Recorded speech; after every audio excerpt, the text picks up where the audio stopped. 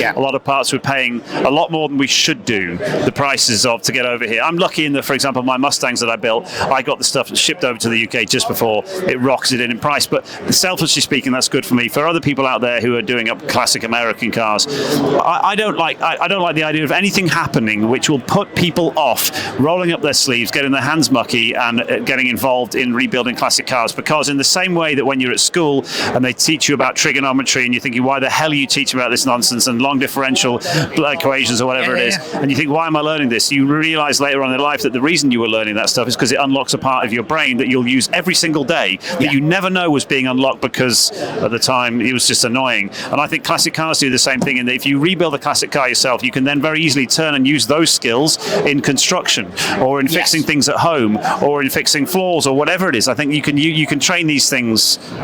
Classic cars for me unlock the ability of my hands. Well, one thing from the back of that is we seem to send people into other sectors quite easily. Yeah. We struggle to attract people from other sectors into this industry, though, don't we? Well, I'm hot into this, and I've been asking a lot of people here who run garages how are they finding apprenticeships and bringing new people in. And I feel for the first time today since being at Automechanica, I've spoken to more people who haven't said, "Oh no, it's terrible. Oh, we're really struggling." A real relief for me is to have met some college tutors who have said, we're rammed out. We've got young people trying to get into the business now, which I think is a wonderful thing. It felt like there was a bit of an interesting time. About 5 or 6 years ago, I felt like there weren't many young people getting into classic cars.